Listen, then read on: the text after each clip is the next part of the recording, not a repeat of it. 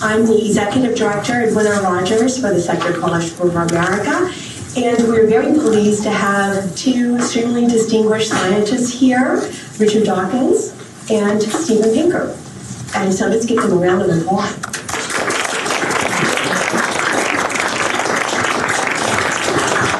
I have some questions here. Some of them we have received from Facebook and from Twitter. Some the staff prepared, and then we also have the same for Dr. Pinker. So we'll go about 25 minutes with Dr. Dawkins, and then we'll go to Dr. Pinker. So are you good at just looking pretty? Can you just look pretty while we do Professor Dawkins, and then Professor Dawkins can look beautiful while we ask you your questions.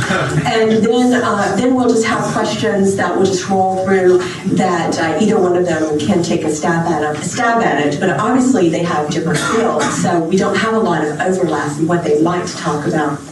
All right, so we'll jump right into it. So, Professor Dawkins, could you tell us, are there any gaps in evolution, and is evolution considered a fact? It is a fact. What's not necessarily a fact is the theories of how it works. There is no question but that we are cousins of chimpanzees, slightly more distant cousins of monkeys, cousins of octopuses, cousins of earthworms, and so on. That's a definitely established fact.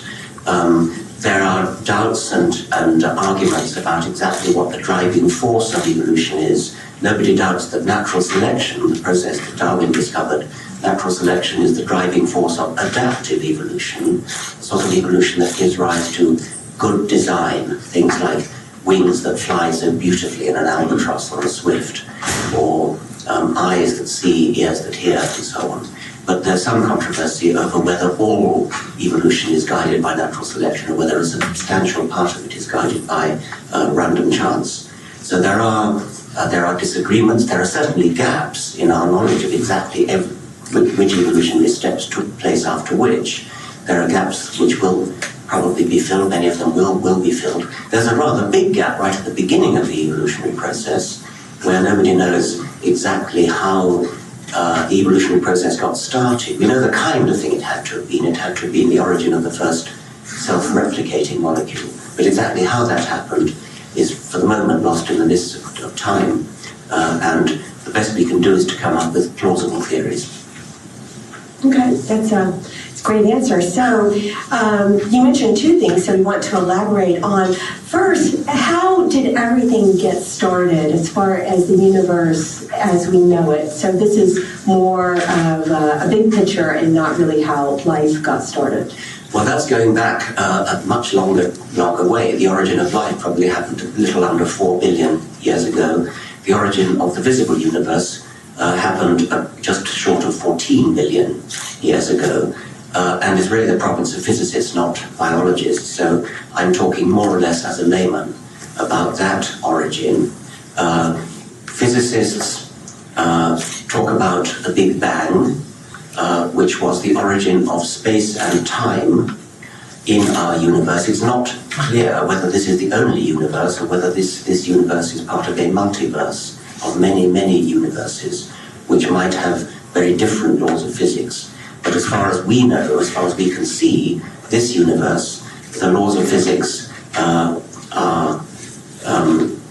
gave rise to the universe as we know it in this astonishing process called the Big Bang, which has been worked out by extrapolation of the expanding universe, of the fact that the galaxies are receding from each other. So it's an extrapolation backwards to when they must have started receding. And the physical theories about the Big Bang, I'm afraid, are what people here in Washington call above my pay grade.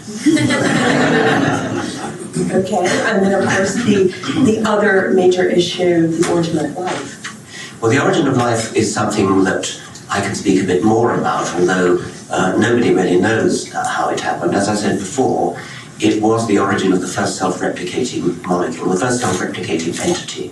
Once you've got something that makes copies of itself, accurate copies, high-fidelity copies of itself, then you have the opportunity for natural selection to get going, because if things can make copies of themselves, the ones that make the best copies, the ones that make copies that survive best, are the ones that we tend to see in the world. And so it's not quite sufficient that it should just make copies of itself. The copies must vary. If the copies vary at random, then natural selection gets started, because those copies which are best at surviving are the ones which survive. That's obvious, that's tautology. But what's more interesting is that the method that they use to survive may become extremely complicated. It starts off simple, it becomes more and more complicated. And it includes bodies, it includes bacterial cells, it includes us, after a very long period of evolution. Now, how did it happen? How did this first self-replicating molecule get going? It can't have been DNA, although DNA is the dominant self-replicating molecule now. DNA is too complicated. DNA has been called a high-tech replicator. It needs an infrastructure of the other major biological molecule, which is proteins, in order to work. Proteins are remarkable molecules which function as enzymes, catalysts. They catalyze chemical reactions, and that is vital for the whole process of life. All our cells are filled with chemicals which potentially could react with each other, but only do so extremely slowly, unless there's an enzyme that catalyzes and speeds up many-fold, maybe million-fold, the rate of a chemical reaction. So it's as though you had a chemistry lab in which, instead of having separate bottles of chemicals on shelves and you only mix the two that you want to mix, in the living cell, they're all mixed together, but they don't react until a particular enzyme targets a particular reaction and makes that reaction happen. So enzymes are crucial. Proteins are brilliant enzymes.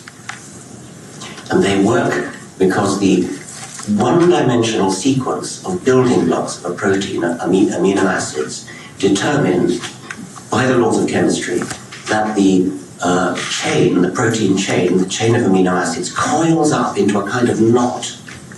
And the shape of the knot, literally the physical three-dimensional shape of that knot, is what gives it its catalytic enzymic properties. And the shape of the knot is determined by the one-dimensional sequence of amino acids. And the one-dimensional sequence of amino acids is determined by the one-dimensional sequence of DNA in the famous genetic code. So there's a partnership between DNA on the one hand and protein on the other. And that partnership is hard to get going. There's a kind of catch-22, because DNA can't function without protein, and you can't make protein without something like DNA. Well, it can't have been DNA because of the catch-22. The dominant theory at the moment is that it might have been RNA. RNA is rather like DNA, and it still is extremely important in living cells in performing a mediating function. RNA is a replicator like DNA, but it also can do the enzyme function like protein. It's not as good as DNA at replication, and it's not as good as protein at catalysis, at being an enzyme, but it's reasonably good at both. And so the sort of favored theory at the moment is that the origin of life had something to do with RNA, and it did both the self-replication function and the catalysis function. And then later, DNA came in and usurped the replication function, and protein came in and usurped the catalytic function. And once that got going, then the whole panoply of life unfolded in all its glory.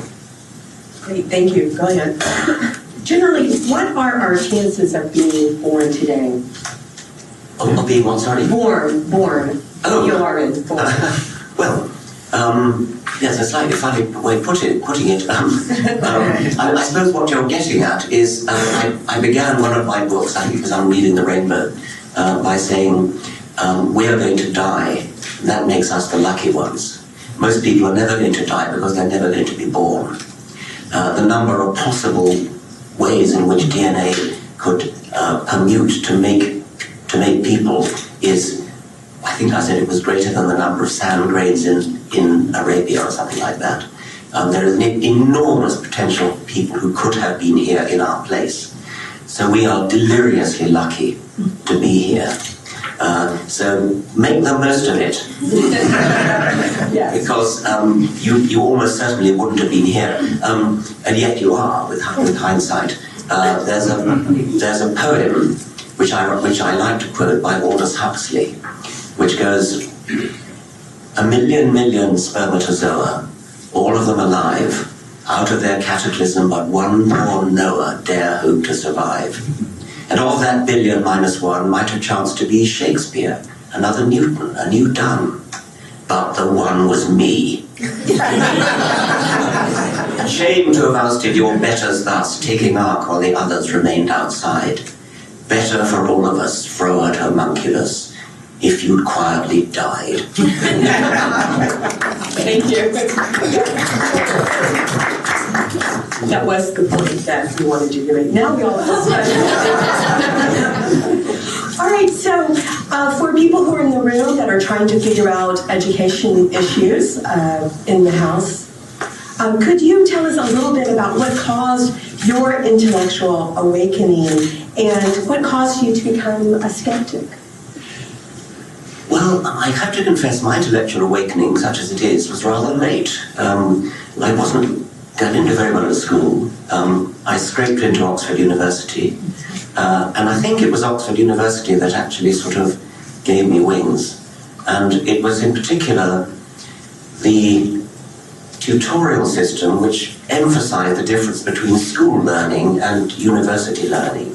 And I would say that for me, school learning was learning from textbooks, learning what the teacher told me, learning facts that I was supposed to know, and regurgitating them in exams.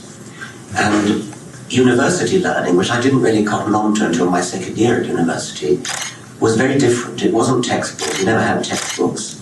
It was going into the library and reading original research papers, following up the bibliography at the end of the research papers. And so penetrating the library in sort of networks of library research. Writing an essay at the end of the week. It took a week to do each tutorial. Then you wrote an essay and then took it to your tutor. And in my day, you read it aloud to your tutor. Now, the essay would have been on a rather narrow subject, but nevertheless, having gone into the library and read up this subject in the original research literature, narrow as it was, you as a 19-year-old undergraduate were the world authority on that subject, because nobody else had read it up quite so recently as you had. And you certainly knew or ought to know more about it than your tutor. Moreover, the subjects that I was asked to write about were not so much regurgitating facts. They were often controversial subjects. We often had to make an adjudication between two alternative points of view in the scientific subject that I was studying. And so you had to read the pros, read the cons, read the literature of people who thought one thing, read the literature of people who thought the other thing, and come to your own judgment, write a balanced account, the kind of thing, I suppose, that this kind of skill you need to become a good civil servant or a good politician, a good briefer of politicians, I would imagine. So although I suppose I've forgotten most of what I learned at Oxford, what I haven't forgotten is the technique of researching a subject and evaluating contrary arguments and coming to a point of view, writing it all down in I hope, fluent prose. So I forget exactly what the question was, but is that the answer? Yeah, that was yes, I think we can learn from that. So moving right along, where does our intelligence come from as a species? Well, that's probably more of a question for Dr. Pinker, actually. I imagine you're asking me not so much the developmental question as the evolutionary question. Just quickly back to natural selection. Yes, okay. Genes, Natural selection has found many solutions to the problem of how to exist and how to survive and reproduce, and every species has its own solution.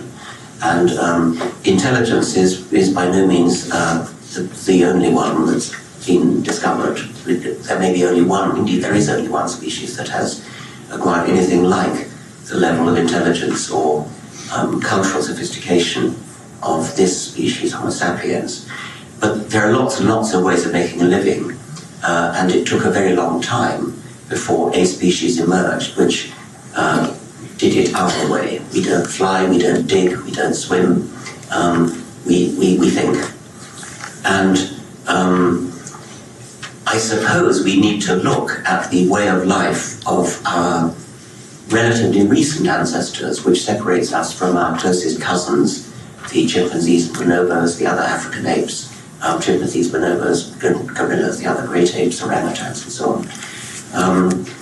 We had a good start towards intelligence by coming down from the trees, where you live in a three-dimensional world, and you have to have rather precise calculating mechanisms to leap from branch to branch, that kind of thing.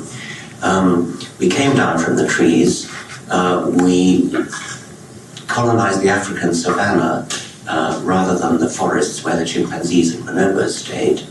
Something about that way of life must have equipped us with an expanding brain.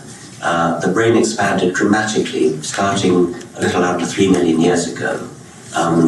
Fossil hominids from about 3 million years ago, Australopithecus, have about the same size brain as chimpanzees. They differ from chimpanzees in that they walk on their hind legs rather than on all fours. Chimpanzees can walk on their hind legs a bit. And then something happened about 3 million years ago, and then you get a very dramatic swelling of the brain. Why that happened is a bit of a mystery. There are various theories.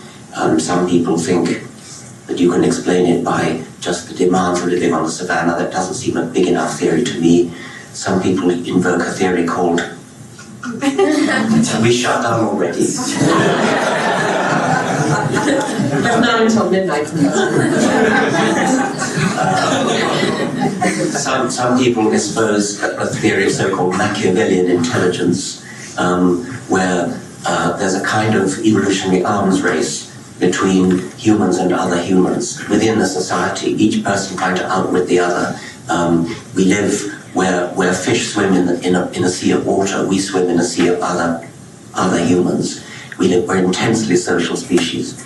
And the idea of the Machiavellian intelligence theory is that you needed to be able to outwit your rivals for females, your rivals for food, your rivals for good living sites, and so on.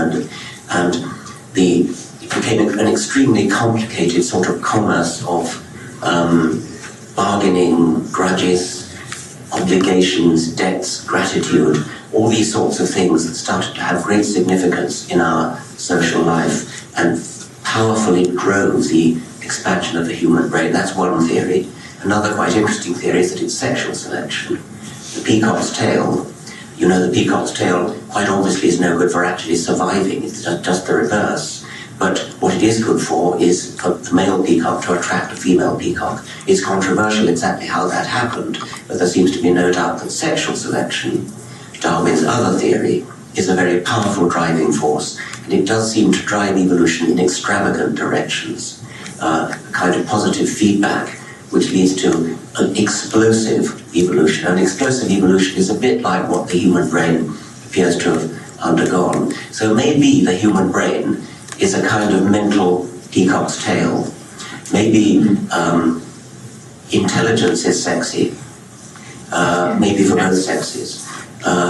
Maybe what happened was that humans started choosing their mating partners on the basis of not looking at the size of the skull, but of what it can produce, the manifestations of a powerful intellect. Perhaps language has something to do with it. Perhaps that we don't know how early language started, and Steven Pinker is much more qualified than I to talk about this.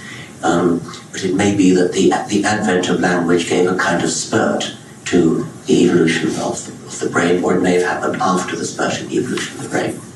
Thank you. So what caused the rise of the mammals for them to take over Earth? And why are there differences between mammals, like, for example, in South America versus Australia? Well, the mammals were pretty shadowy figures in the time of the dinosaurs. They were small, nocturnal, and you would not really notice them if you plopped yourself down in a time machine in the Jurassic or the Cretaceous era. Little sort of scuttling, whiskery, nocturnal, shrew-like animals. The dinosaurs abruptly went extinct 65 million years ago, because it's now almost certain, because of a meteor strike or a comet strike which caused a catastrophic, probably equivalent of nuclear winter. For some reason, the dinosaurs went extinct, but the mammals didn't. Maybe only a few survived. It may have been because they were nocturnal, maybe they were hibernating. Something enabled the mammals to just make it through this appalling global catastrophe 65 million years ago, at the end of the Cretaceous. They emerged to find a vacant terrestrial world. There were no dinosaurs. So there were a whole range of trades, a whole range of niches waiting to be filled. Carnivores, herbivores, tree-dwelling, burrowing, all the different ways in which you can make a living. And it didn't take long for these little scuttling shrew-like mammals to fill the dinosaur niches. They grew to become great big lumbering herbivores. They grew to become great big ferocious carnivores, and smaller ones and middle-sized ones. They filled all the different niches which the dinosaurs had left vacant. The shoes of the dinosaurs were vacant to be stepped into. But interestingly, that happened separately and independently in various different parts of the world. About that time, the great southern continent of Gondwana split up, and the continents of Africa, Australia, South America drifted away from each other and away from Asia. And that meant that each one of them, carrying its raft of little mammals, was a separate stage for mammals to step into dinosaur shoes. And they did separately in these places in different ways, but similar ways. And that's what's entirely fascinating, that the parallels between the evolution of the mammals in Australia and Asia, for example. Australia happened to be populated by marsupials. Marsupials in Australia produced all the range of traits that were being produced at the same time and in parallel in Asia and in South America separately, in Africa separately. And you can still see them. So there still are in Australia marsupial rabbits. They're not rabbits, they're marsupials. They're closer cousins to kangaroos, but they behave like rabbits. Rats, mice, moles, the marsupial mole, which burrows underground. It's nothing to do with our moles, but it has the same way of life, and so it looks like a mole and it behaves like a mole. There's another mole that evolved in Africa, the golden mole. Again, nothing to do with our moles, nothing to do with marsupial moles, as far as kinship is concerned, but it behaves like a mole, looks like a mole. And flying squirrels. You have flying squirrels in North America, there are flying squirrels in Africa, they're true rodents. In Australia, you have flying phalangers, they're marsupials. They look uncannily like rodent flying squirrels. They behave uncannily like, but they are marsupials, they're different. So Australia and South America and Africa provide magnificent laboratories, natural experiments for independent evolution, because of the fortunate circumstance that the mammals stepped into the dinosaur shoes independently on these drifting apart rafts of biology. Great. So what causes different races among humans, and why do you think there's an obsession in the United States on race? Humans evolved in Africa, and until pretty recently we were indeed purely African apes.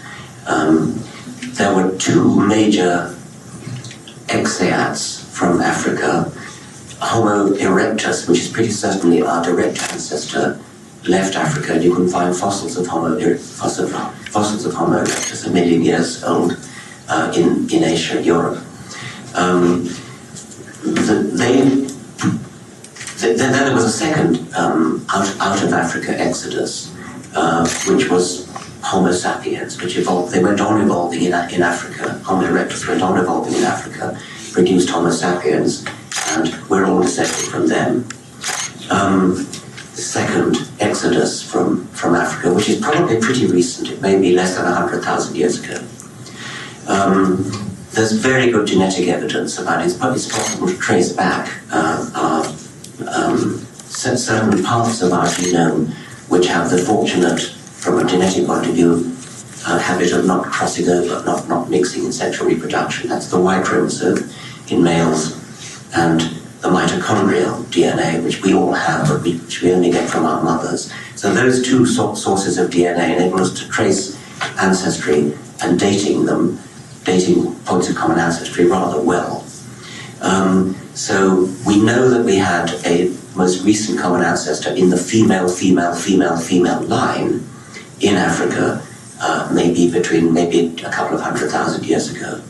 Our most recent common ancestor by any route, not just the female line, is probably much more recent than that. When there was the second exodus from Africa into Asia, they spread to Australia, to North America, and thence to South America over the Bering Strait, to the Arctic, all over the world. Homo sapiens spread. And in a rather short space of time, they diverged into what we recognize as different geographical races. Despite what we see as the differences between human races, we are a remarkably uniform species, genetically speaking. It looks as though we passed through a genetic bottleneck, maybe between 70 and 80,000 years ago, which means that we haven't had very much time to diverge since then. The divergence that we see in this form of skin color and other racial identifying features seem to be rather superficial. Genetically speaking, we are a very uniform species. It's been said that if you pick out any two chimpanzees at random in Africa, they are more different from each other genetically than any two humans anywhere around the world. So we are rather uniform, but we appear to be very, very different, and our skin color can be very different, our hair form can be very different, and so on. I think we probably do need to have some kind of an explanation for why we have these differences in superficial appearance, whereas most of our genes are remarkably uniform. And once again, my mind tends to turn to sexual selection on this matter, as actually Darwin's did as well in The Descent of Man. So it could be that the superficial differences between us have something to do with sexual selection. Skin color certainly has something to do with the sun, and the fact that where there is rather little sun, as in high latitudes, you need to lose your dark pigmentation in order to get enough vitamin D, and you actually need sunlight, whereas sunlight can be bad for you, skin cancer and so on. And so in tropical countries where you are exposed to a lot of sun, you tend to need a lot of melanin to protect from sunlight. So there's undoubtedly some sort of environmental difference between the races. As for why you asked about why we're so obsessed with race, this is coming under the field of psychology, which is again Steven Pinker's field more than mine. But I think there is psychological evidence that humans form kind of in-group, out-group barriers. And if they can find any kind of superficial cue, label, with which to identify the in-group and distinguish it from the out-group, they tend to use that label. There have even, I believe, been experiments taking children and dressing half of them up in, green t-shirts and half in orange t-shirts, and they sort of form into green gangs and orange gangs, and under some circumstances there can even be some hostility between these gangs, which are arbitrarily selected, arbitrarily chosen, and given these superficial barriers. I chose green and orange advisedly, by the way. If you think about the Irish situation, if you divide people by some arbitrary label, and you call half of them orange and half of them green, and you then make a rule that oranges only ever marry oranges, greens only ever marry greens, and orange children only ever go to orange schools, and their children go to orange schools, and their grandchildren go to orange schools, and green children go to green schools, and their grandchildren go to green schools. You carry that on for 300 years. And what have you got? Northern Ireland. Well, orange t-shirts and green t-shirts is a sort of frivolous example. Skin color is less frivolous. So it may be that's partly the answer. But I think the point to hammer home is that the genetic and the evolutionary evidence shows we are an extremely uniform species. My foundation has a t-shirt that says, "We are all Africans." Great, thank you. So shifting gears here, do you think life exists on other planets, and do you think that we will receive visitors from other planets? There are, by current estimates, about 10 to the 22 stars in the visible universe. That's a one with 22 noughts after it. With that sort of number, it would seem to be, on the face of it, rather unlikely that we are alone. Whatever the processes were that gave rise to life on this planet, it seems a bit unlikely that they would be utterly unique. They might be utterly unique, in which case it has the odd corollary that if we are literally unique in the universe, then that means that the origin of life on this planet was a stupefyingly rare and improbable event, so much so that we would be wasting our time even trying to look for a decent theory of the origin of life. We're not looking for a plausible theory, we're looking for a highly implausible theory, if we're alone in the universe. I don't think we're looking for an implausible theory. I don't think we're alone in the universe. It could be that as few as 1 billion other planets have life. And I say as few as, because 1 billion is a tiny number compared to 10 to the 22. If there are only 1 billion life forms in the universe, then the chances are they're so far apart that they may never encounter one another, and each one may think that it's unique. As for whether we'll ever be visited in person, I would have thought that's pretty unlikely. The most likely visit would be by radio or some kind of electromagnetic radiation, because that radiates outwards in all directions. At this very moment, there is an ever-expanding bubble, an ever-expanding sphere of radio waves leaving Earth. So far, it's only enveloped a tiny fraction of our galaxy, and we haven't had a reply. It would take a long time for a reply to arrive, by the way, so I think Stephen Hawking's misgivings that if people detect us by radio, they might actually come and visit us or eat us or something are ill-founded. The delays imposed by the speed of light constitute a pretty secure barrier. If it could be that life itself is common in the universe, but technological life capable of broadcasting radio waves is rare. After all, it took our life form about 4 billion years before it reached the stage of being able to broadcast radio waves. It's also been suggested that life forms may be winking into civilized existence all over the universe and producing the technology that's capable of broadcasting radio waves, but then rather a short time elapses before they also produce the technology to destroy themselves. And so there may be little flashes of intelligence around the universe, around the galaxy, but they disappear almost as soon as they arise. When I say almost as soon, I'm using the geological timescale, of course, a few centuries maybe. Okay, great. So we have slightly over 40% of Americans that believe in creationism. Obviously, this is holding many Americans back. So do you have any advice for legislatures on how that could be improved or changed or corrected? This country is without a doubt the leading scientific nation in the world, beyond a shadow of a doubt. I can't help wondering how much more advanced this country would be if you were not held back by this astonishing burden of over 40% of the people who literally think the world and the universe is less than 10,000 years old. I mean, that is a staggering piece of ignorance. It's a scandal. It's an educational scandal. And I don't know what to advise. It's been steady. That figure has been steady ever since the 1980s. It doesn't seem to be shifting. Nearly 50% of the American population, if the Gallup polls are to be believed, it's possible that the questions are ill-framed, and that if you actually ask people a different kind of question, it wouldn't hold up.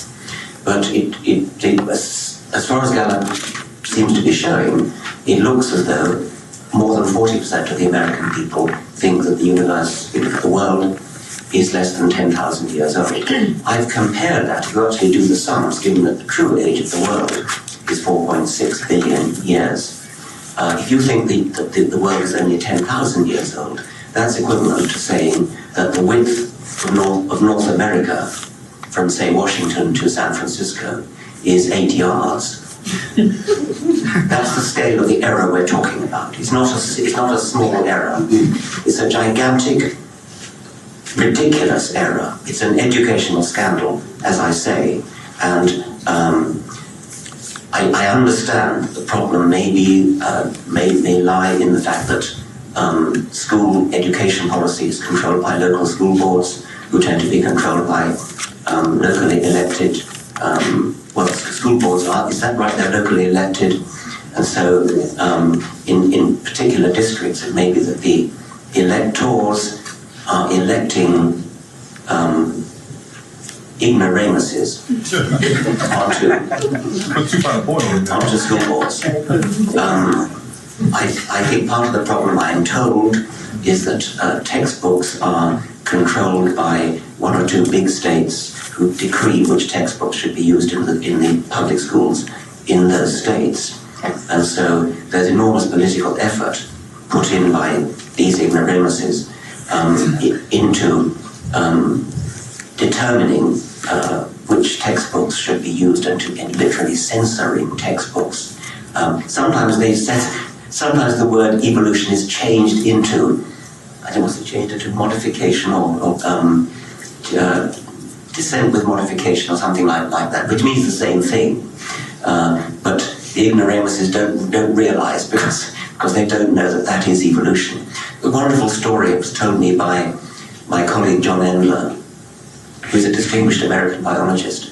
He was on an internal flight in this country and got talking to his neighbor in the plane, and they got talking about what they did, and the neighbor asked Endler what he did, and he told him about his research, which was on guppies, small freshwater fish, in the streams of Trinidad and Venezuela.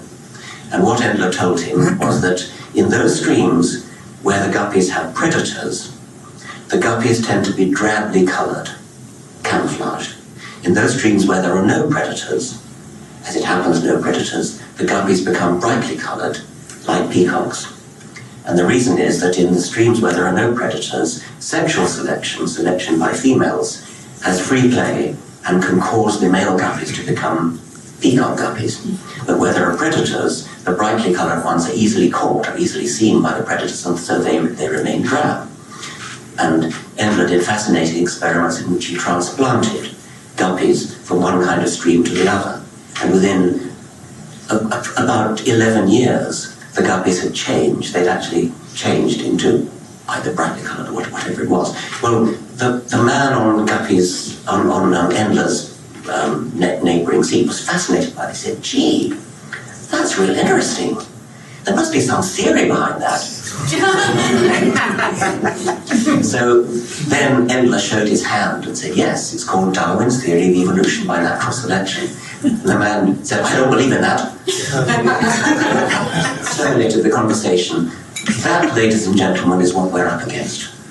Thank you. So pick up the pace because we've got the questions coming in, and we're going to bring in Mr. Pinker. Do you find it harmful for children to be labeled with their religions, with their parents' religion, and should they be taught skepticism, children? Me? Yes, you. Yes, I think it is wicked to make the assumption that a child has the same religion as its parents. We all do it. We all talk about Catholic children or Muslim children. Even 4-year-old, 1-year-old children are called Catholic babies or Catholic children. Why do we do it?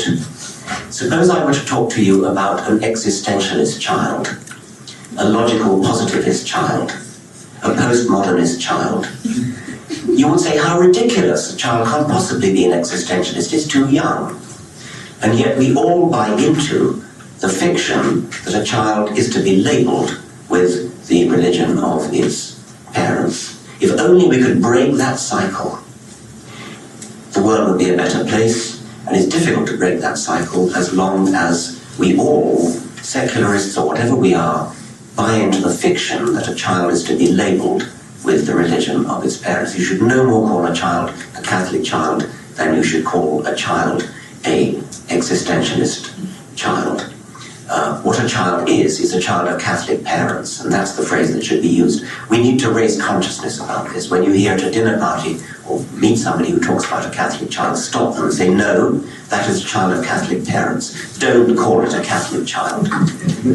Great. Okay, so we'll move over to Professor Pinker, and then we've got questions from the audience, and we have one we've selected from Facebook and from Twitter, and then we'll let the professors have closing statements with anything that we might have missed that they would like to leave with us. Okay, so Professor Pinker, we have quite a few questions here for you also. So many people think of science in relation to scientific advances, and such as advances in medicine or technology. And you argue that science is for a much larger, can be used for a much larger products than that. And could you elaborate on that, on the other ways that we could use science to solve problems? Yes, most people have the stereotype that science is about inventing gadgets, curing diseases, monitoring the environment, a narrow utilitarian focus on the material world, on stuff and bodies. But science is much broader than that. It's really our best attempt to understand the world around us, including the world of other people, including the world of politics and history and economics. I see science as, first of all, be committed to the idea that the world is intelligible, that there are explanations behind phenomena, and also that the search for those explanations is hard, that we are, the human brain by itself is ill-equipped to figure out how the world works. Our brains evolved to solve concrete problems like finding out which plants are safe to eat or how best to trap an animal. They're not so good left to their own devices at figuring out not only how the material world works, where life came from, but why wars start and stop, what drives the crime rate up and down, what's good or bad for the economy or the environment or education. But that science can be applied to these problems, and often it delivers surprises. That when you explicitly acknowledge that our own common sense is likely to be a source of error, that there are enough psychologists who characterized a number of bugs in our cognitive software, by devising workarounds for those bugs, which is what I see science as being the business of doing. You can often be surprised at the state of the world and surprised at what we can do to move the state of the world in directions that we like. Okay. There are many sources of belief that we appeal to when we want to confirm something that we know to be true is true. Can you say something about these sources like faith and dogma and authority, and what distinguishes sciences from them? Yeah. The educated, enlightened people today take for granted the idea that it's a good thing to believe things that are true and a bad thing to believe things that are false. Now that sounds almost too obvious to be worth stating, but in general, that's not the way our species works. Our beliefs often tend to be identity badges. Richard referred to the fact that people form coalitions around whether they're wearing an orange t-shirt or a green t-shirt, and as a fan of the Boston Celtics, I can say that there's a psychological potency to wearing a green t-shirt. But people also form coalitions around their beliefs, and you express your loyalty to your teammates, the people you grew up with, your family, your friends, your community, by saying, I believe in this theory or that theory. You ingratiate yourself to charismatic people by saying, oh, what he believes, I'm going to believe that too. So, and indeed, I think it's be fair to say that most of the traditional reasons that human beings have believed things have had very little to do with whether they're true or false. And these include faith, which by definition means believing something for which there is no good reason to believe in it. So I would consider that to be a by definition, a reason to say that faith is bad. Revelation, a seer or visionary believes that they have been vouchsafed with the truth through a divine sense that they alone possess. Dogma, a statement that has been passed down from earlier generations, and you believe it just because your forebears believed it. And dogma is by no means exclusive to religion. There are scientific dogmas, and many of the institutions of science are explicitly designed to try to minimize the all-too-human tendency to accept something just because other people before you have said it. Authority, people who are powerful, who determine whether you're going to get a raise, who pass laws. Charisma, people who are have a strong jaw, a melodic way of speaking, are tall, have big shoulders, can work a crowd. We tend to believe what they say. That's that being a bad thing. Conventional wisdom, they say. That we believe a lot of things because they say such and such is true. Or that feeling, that glow that we often have when we come across an idea that just seems so exciting and affirming and pleasant to believe in. That entire list that I went through, we know from looking at the errors of people in other times and places that they are unreliable sources of knowledge. They are ways of knowing that we as a species are vulnerable to, that cause us to believe things that aren't so.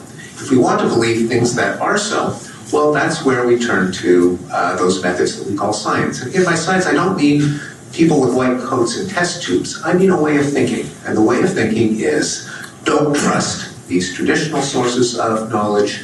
Try to let the world tell you whether you are right or wrong. Now, part of that technique consists in ingenious experiments in particle accelerators and experiments introducing guppies into ponds with or without predators.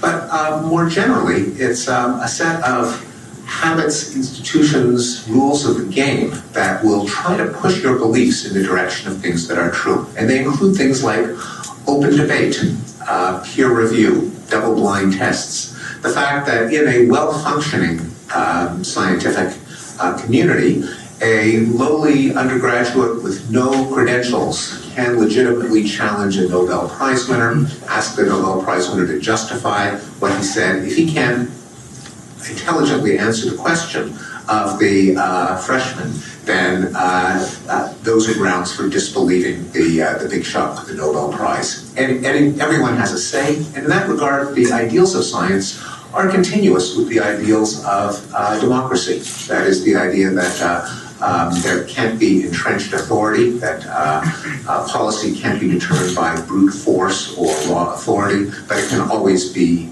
challenged. And that mindset is essential to the scientific worldview. Okay. A number of cognitive psychologists have talked about the nature of our cognitive limitations.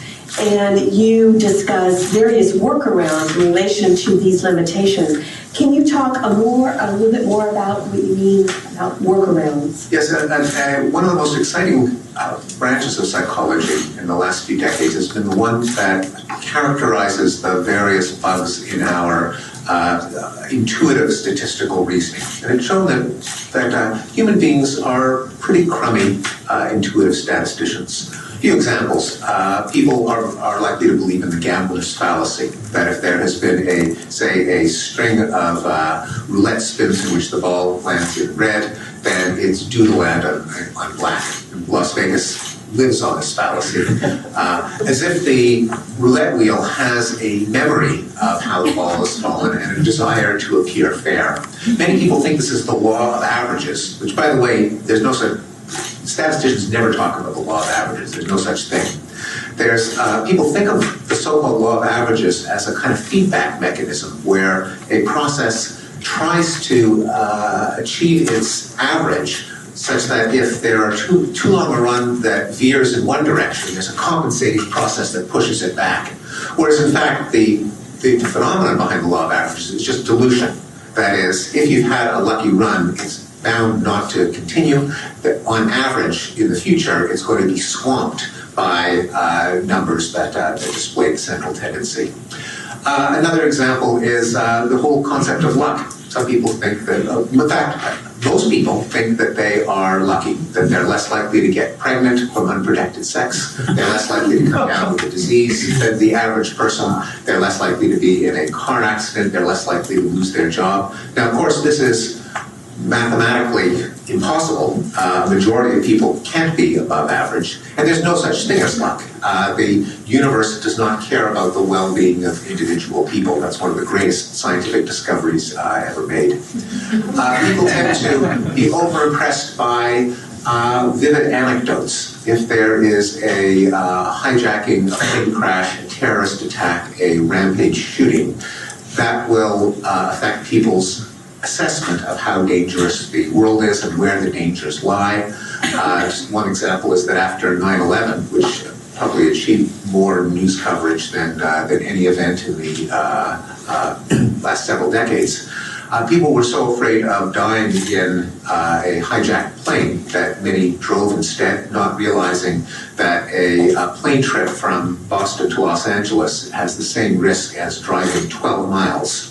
So as a result of people avoiding plane travel so that they wouldn't get crashed into a skyscraper, they drove instead. There are probably about 1,500 extra deaths in the year following 9/11.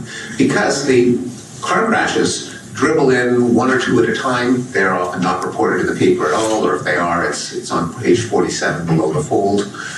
Whereas the plane crashes, by getting a lot of press coverage and being very vivid and gory and gaudy, burn themselves into our consciousness. We overestimate their probabilities. Those are just a couple of examples of how our sense of the risks of the world can be distorted by bugs in our cognitive software. Okay, now we'll move on to some really hard questions that we know that you might have an answer for. So you talk about our need to take responsibility for the welfare of ourselves and our species and our planet. What do you mean by this, and how can we actually do this? If you, stepping back and appreciating the scientific enterprise as a whole, what has science given us? Again, it's given us life-saving drugs, it's extended people's lifespan, it's reduced mortality, it's given us many precious gifts of everyday existence.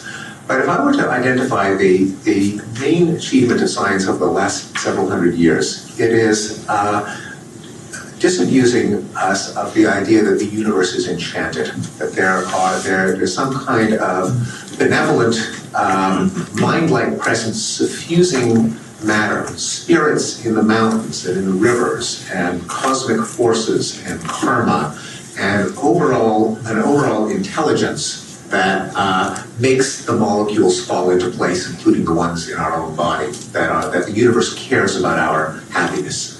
The greatest gift of the scientific revolution in the 17th century is to show that that's not true. Now that might seem depressing. Wouldn't it be nice to know that the brooks are alive and there are spirits in the mountain, that there is an overall purpose to existence? On the other hand, it's really not such a humane force. It means that we can fob off responsibility on our own well-being and that of our country, our species, our planet, on some kind of cosmic force that doesn't exist. Knowing that the laws of physics really don't care about how happy or healthy we are means that we have to take those problems on and solve them as best as our collective intelligence can do. Okay, so that's the next question we have. It's on 3 or 4 cards, and I had noted it myself, so we'll be able to take care of a lot of birds here with one stone. So we live in disparaging times, and yet you say that every measure of flourishing is on the rise. What do you mean by that, and how can that be true? Yes, this is another beautiful example of how human intuition, common sense, cognitive software we inherited can clash with the best understanding of the state of the world that science can provide. We have a bias to see the worst things that happen because that's what news is. News is about stuff that happens, it's not about stuff that doesn't happen. If something blows up, if there's a gunman somewhere, not only will the news agencies converge on the event, but now anyone with a cell phone, which means several million people, are instant reporters, and they can beam real-time video footage of it all over the planet. If there's some part of the world where things are going right, where there hasn't been a terrorist attack, there hasn't been a rampage shooting, there hasn't been a war for yet another year, there isn't a reporter with a camera saying, well, here I am in the streets of Angola, and there's no war again today.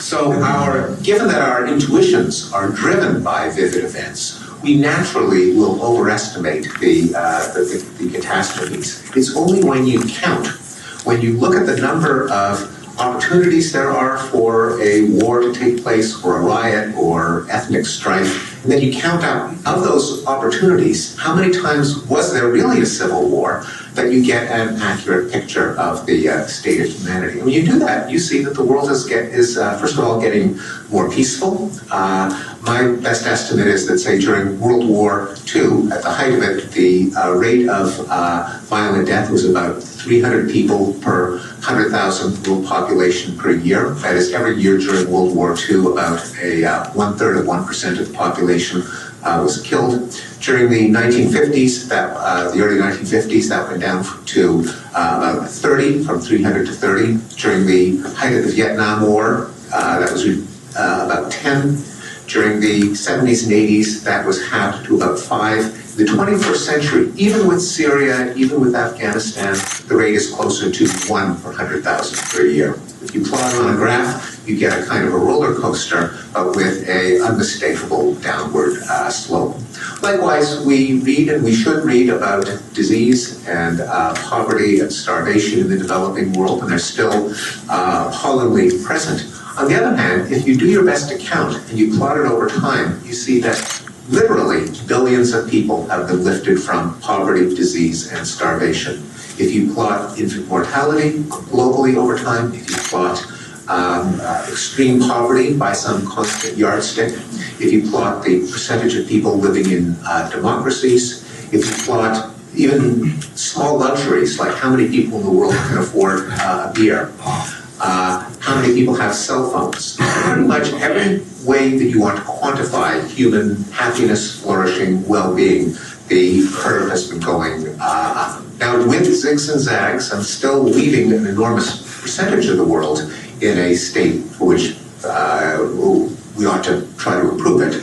But the picture that you get from reading news stories one at a time can be highly misleading in terms of the state of the world. Okay, well, so we're pretty much on time. So at this point, we'll turn to a couple questions from Facebook and from Twitter, and depending on the topic, I think it's pretty obvious which professor could answer them, but then some of them are quite crossover questions, and then we have some cards from the audience that are original questions that were not already covered in the prepared questions. So we'll start with this one. Appears that it could be for both professors, so I'll start with it. Should science have any safeguards, controls over what should be developed? They don't say anything other than that, but of course I'm sure that has to do with stem cell research and other controversial areas. So would either one of you like to take a stab at that one? There ought to be some. I think that it's similar to the question of should there be constraints on freedom of speech in a democracy? And the answer is, say, in democracy, there are some. You can't deliberately incite a riot. You can't engage in libel. You can't reveal state secrets. On the other hand, we have to be very cautious in imposing free speech, because it is free speech that allows us to do everything else, criticize mistakes, weed out failures. Likewise, in science, there are, I think, a restricted number of cases in which one can legitimately clamp down on scientific inquiry. The harm to human subjects in biomedical research, the creation of or dissemination of knowledge that could lead in deliberately engineered disease organisms that could fall into the hands of terrorists, certain kinds of weapons technology. In those cases, it's common sense that there ought to be restraints, but they ought to be applied reluctantly and when there's a proven necessity. Okay, so the next question here is, Why do you think religion is more prevalent in the U.S. than the rest of the industrialized world?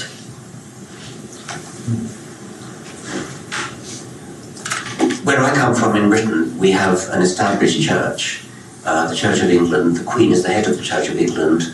There are 26 bishops who sit as of right in Parliament and the House of Lords. So Christianity is official.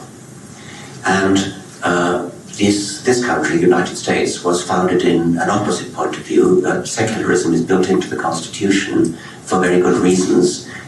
It was, in a sense, much of it was an escape from the evils that were going on due to religious strife and persecution in Europe. So there is no church, there's no official church here, there's no official religion, and there's an official church-state separation. I think it may be that this is the paradoxical cause for the difference that you describe. But this is only one possibility. In Britain, and I think also in the Scandinavian countries, which have an official religion and are among the least religious countries in the world, it could be because religion is official that it's become boring. It's become just the official way that you deal with marriage and death and birth and memorial services and things like that. In America, where there is no official religion, religion has become big business. You have mega churches headed by charismatic evangelists who are, in many cases, transparent charlatans, but who stand up and fool their congregations into giving them money. Money which is used then to buy yet more opportunities for asking for yet more money on buying more television channels and things. And the evangelists have Rolls Royces and Learjets, and it's all tax-free, and they are vying with each other using the weapons of commercial advertising, television and so on, to get congregations to get tax-free tithes. I just wonder whether perhaps this is part of the reason why America has become, perhaps has held on to religion so much more than Western Europe. The exception in Britain, and I think other parts of Western Europe, is Islam, where although Christianity is clearly dying in Western Europe, Islam unfortunately is not. I think that is one of the reasons we've got a free market in religion, and free markets are good at giving people what they want for better or worse. There are two other differences between the United States and Europe in that regard. One of them is that in the history of the United States, in the recent history, religion has played much more of a civilizing force than it has recently in Europe. Now, those of you who've seen movies of the Wild West and the Mountain South know that a large part of the United States was in a state of anarchy until relatively recently. Europe has had its monarchs and its emperors and kings for literally centuries, but the American frontier was only closed in the 1890s, and Daniel Boone, Davy Crockett, Roy Rogers stereotypes captured a bit of reality that the settlers in the United States really got to the land before there was effective governance.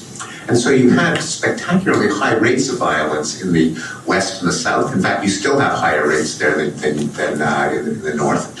And one of the reasons was, as the old cowboy movie said, the nearest sheriff was 90 miles away, so you had to defend yourself with your six-shooter. So you had barroom brawls and gunfights and so on. Well, people generally don't like living in states of high violence and anarchy, particularly women, particularly business people. And in the history of the United States, the church was often touted as the force that would civilize young men, that would get them away from their brawling and boozing and gambling and whoring, get them into the churches on Sunday morning, get them to settle down with the family. And it often did that more effectively. It was the only choice before there was effective region-wide governance. I think that's why it's, especially in the South and the West, that the church is still held in high regard as a source of moral values. Historically, it took on some of that function. Also, there seems to be a correlation across countries that's been documented by a social scientist named Gregory Paul, that the greater the social safety net, the medical insurance, unemployment insurance, the lower the degree of religious belief. Compared to other Western democracies, the United States has less of a social and economic safety net. And so people tend to put more stock in prayer, in hoping for God's blessing and God's forgiveness in cases where they are more afraid of losing their job, going without medical coverage, being out in the streets. And so that's yet a third hypothesis as to why the US is so different from other Western democracies. The findings of Gregory Paul apply not just across different countries in the world, but also across different states within the United States. It's a very powerful piece of evidence. On the first point you made, Steve, about the Wild West and the church being a sort of civilizing force. It's a lovely line in Beyond the Fringe, which was a British satirical show, which was a vicar saying, "We must get the violence off the streets and into the churches where it belongs." Okay, this segues into our next question. It says, please give us your thoughts on blind faith, and I'll combine it with another question that says, what is your response to the question when people ask you, if there is no God, so why should we be good? What was the key word in the blind faith. Blind faith. Blind faith. If there is no God, why should we be good? What an astonishingly cynical question. I mean, are we really only good because we're frightened of the big daddy in the sky who will punish us if we're not? I'm afraid that is actually true of some people. I was once on a radio talk show in this country, and a man phoned in from Texas and said that if he didn't believe in God, he'd go out and shoot his neighbor. And I said, surely you don't really mean that. Yes, I do, he said. So there may be, I mean, Steve Pinker has an anecdote about when the Montreal police went on strike, and immediately a minority of people started rioting and smashing shop windows and things, which I guess does rather disillusion one's idealism with respect to human nature. But nevertheless, it is not a very noble motive for being good.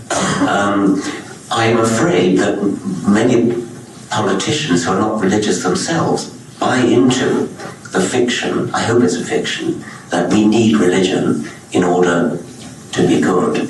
A little anecdote of my own. In Britain we have a census every 10 years, and in the 2011 census, my British foundation, the Richard Dawkins Foundation for Reason and Science UK, commissioned a survey, a poll of people who ticked the Christian box in the census. You have to say what religion you are, including none. And 54% of the British population said they were Christian. That's dropped from 72% in 2001 census, by the way. But we wanted to know whether they were really Christian. So we asked a number of supplementary questions in this poll, only of people who ticked the Christian box. And there are various indicators from that actually they're not at all Christian, they just think they are. So we asked, one of the supplementary questions was, why did you tick the Christian box? And the majority answer, I regret to say, was, well, I like to think of myself as a good person. So there's a fiction that Christian equals good. And even if you don't believe in God, you don't believe in Jesus, you don't believe in the virgin birth, you don't believe in any kind of supernaturalism, nevertheless you call yourself Christian because you think that's the only way to be good. That's what we're up against, ladies and gentlemen. That's what we're up against. This extraordinary fiction, which is so widely believed, even by non-believers in religion, it's so widely believed that you need religion in order to be good. That's palpably not the case when you look at the social mores, the moral presuppositions of people, even just separated by only decades. Steve Pinker documents this over millennia, but even over decades, there's a shifting moral zeitgeist. We are labeled early 21st century people in the sense that we all, to greater or lesser extent, share the same dislike of racism, the same dislike of sexism. We don't believe in slavery, we believe in kindness to non-human animals and so on. If you go back, certainly if you go back to the 19th century, you find people in the vanguard of liberal progressive opinion, like Charles Darwin, like Abraham Lincoln, his exact contemporary, like Thomas Henry Huxley. These men, by modern standards, were racist, sexist bigots. But by their own standards of their own time, they were advanced, progressive liberals. We changed decade by decade. If you read the fiction, even key thriller fiction throughout the 20th century, you can pretty much gauge which decade the fiction was written in by the sort of prejudices which the characters show. You'll get rampant racism in the 1920s, for example, which you couldn't possibly get in the similar fiction today. In the 19th century, it was widely believed that women shouldn't have the vote because they couldn't think. Women only got the vote in the United States in sometime in the 1920s, was it? Yeah. And Britain was the same. Switzerland didn't give women the vote until as late as the 1970s, I think. We're moving steadily in the right direction. We're labelled with the decade in which we live. This clearly has nothing to do with religion. It's something that's changing in the air as the decades go by. You don't need religion to be good. There's something else that's changing. It's a change in the conversation, in journalism, in legislation, in litigation. There's a change that's in the air, and I call it the shifting moral zeitgeist. It's nothing to do with religion. And I think we can say a bit more about what the shifting moral zeitgeist is, and I really do think that it is continuous with the scientific mindset, namely you should believe in things that you can justify, things for which you can provide reasons. And in the case of criminal punishment, we'll go back to the Montreal police strike that I grew up with, where the police went on strike and there was mayhem, including two homicides within a few hours. The difference between that kind of punishment and divine retribution is that a police force and a judicial system in a democracy enforce laws that we believe ought to be enforced. That namely, it really isn't a good thing to allow people to assault each other, rape each other, murder each other with impunity. Why? Well, none of us want to be raped or assaulted or murdered, and even though occasionally it might be tempting or convenient to harm someone else, we make a bargain that we would be better off, everyone would be better off if we renounce our right to harm someone in exchange for the protection of not being harmed ourselves. And any system that says, well, I can kill someone who insults me, but no one can kill me, that might seem very compelling to me, but it's not going to be very compelling if I persuade you of it, just because I'm me and you're not. So as soon as you have people in a community where they have to justify their beliefs, say, here's how we all ought to behave, as opposed to me just imposing my will on everyone else, that works as long as I'm strong enough to do it, but it's not going to last very long. Then that's going to push the conversation in certain directions. It's going to push it in the direction of trying to minimize undeniably harmful practices like killing and assaulting and robbing and raping. It's going to eliminate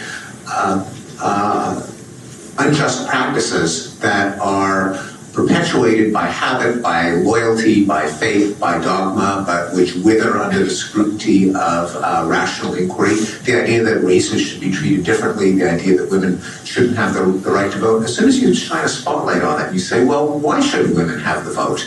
The arguments just aren't going to last very long because they're crummy arguments.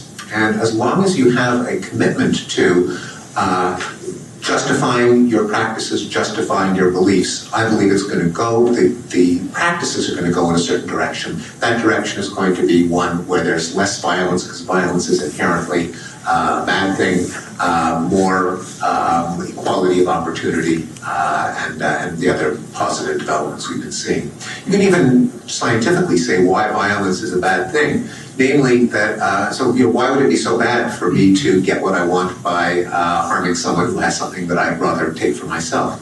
Well, it's the advantage to the exploiter, to the aggressor, is outweighed by the cost to the victim. That's just because a human body is a complex thing. There are a lot more things that can go wrong than can go right.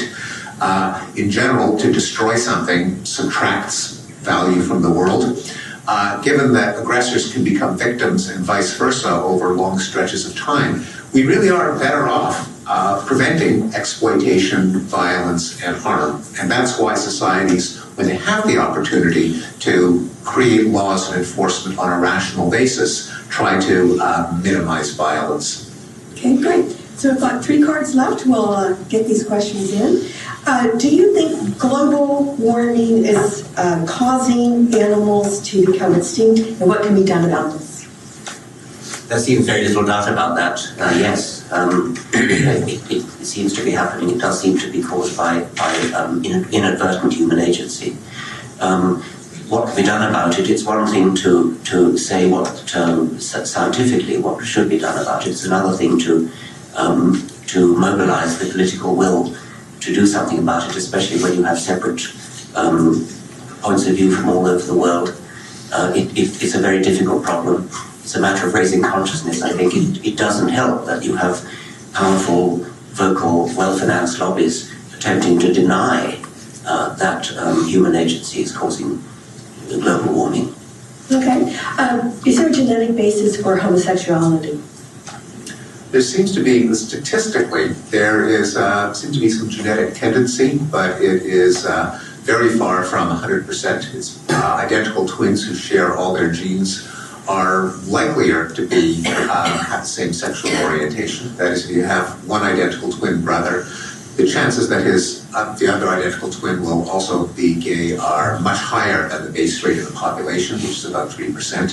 But it's nowhere near 100%. You can have identical twins, one of whom is gay, one of whom is straight. And I think it's still a scientific mystery what makes people gay or straight, above and beyond the fact that there are these genetic statistical influencers. There are some other risk factors in having to do with pregnancy that can be identified, but by and large it's still unknown. Okay. What are the 2 or 3 most exciting research areas right now? I think this could be answered by you, Professor Dawkins, and then Professor Pinker. 2 or 3, if you were beginning your studies now, which field would you want to enter? Most exciting research areas? Well, there are no doubt extremely exciting ones in physics, which I'm not qualified to talk about. I'm extremely moved when I go to great physics establishments like CERN in Geneva. So there are huge unknowns in physics which are waiting to be discovered. In biology, I think the molecular genetics revolution which started in 1953 with Watson and Crick, is utterly astounding. And what it's shown is that genetics is it's a branch of computer science, it's a branch of information technology. With hindsight, one could probably say that it had to be that way in order for evolution by natural selection to work. But it is nevertheless a truly wonderful fact that molecular genetics is a digital phenomenon, and that has enormous ramifications in the whole of biology, in medicine, in academic biology, in taxonomy. It's extremely exciting. As for unsolved mysteries, well, the origin of life I've already mentioned, and that's a very important area of research which may never be solved because it happened so far in the past. And the nature of human consciousness, something to do with what goes on in the brain, but it's a deeply mysterious question, how that gives rise to these subjective sensations of pain, of colour, of hue, etc., that we all privately experience but can't really communicate how we feel to others. What about you, Dr. Pinker? I would identify within my own field of cognition, psychology, social science, I would identify the study of the human moral sense, the idea that our feelings of right and wrong and moral norms and taboos are like color vision or hearing. They are part of our brain. They evolved for a purpose. They might systematically lead us astray. There we may have moral illusions, things where we have a burning sense of what's right and wrong that have very little to do with what is right or wrong according to our best argumentation. The better we understand where our our moral intuitions come from, the better equipped we'll be to refine them and purify them and justify them. And it's also just a fascinating aspect of human nature. The other endeavor that excites me is a kind of Moneyball approach to the world, to politics and to history. Moneyball referring to the bestseller describing the process by which quantificational statistical thinking in the Oakland Athletics baseball team 15 years ago led them to a World Series despite being underfunded that compared to other teams, that by throwing away superstition, received wisdom, common sense, stereotypes, impression, and surely focusing on the numbers, you could attain a winning record for a relatively impoverished baseball team.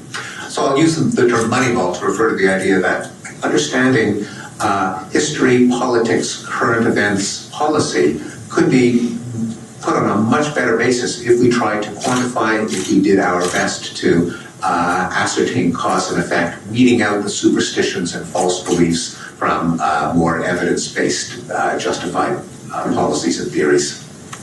Okay, so our final question that we received from the audience, which I think is well suited for either or both professors, and it's a good wrap-up question also. It says, what advancements, moral or otherwise, would you like to see occur to assure our survival, flourishing, and well-being of the human race?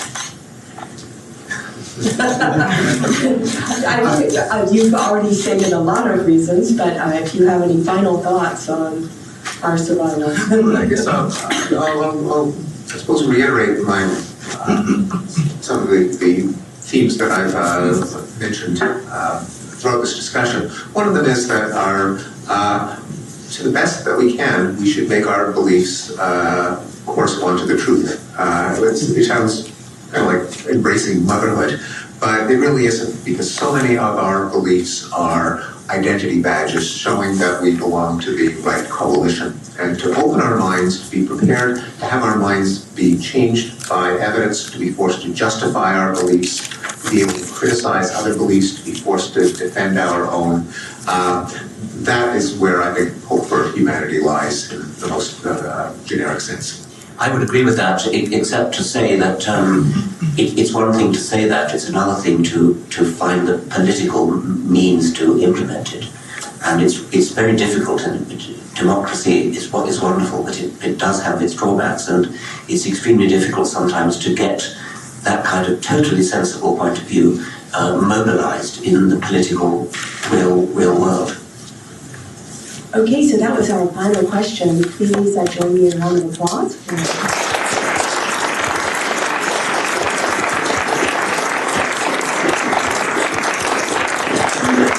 were told by the authorities that we couldn't pass out books in here, but we have Professor Dawkins' book outside, Appetite for Wonder, and we purchased Professor Pinker's book, Better Angels. What is it, about 800 pages? It was like a big book, and there was a delay in the shipping, so everyone here, we're taking your names and addresses, and we'll ship you that book as soon as it comes into our office. And but Professor Dawkins' book is outside, Appetite for Wonder, and you can pick up your copy there. And thank you very much.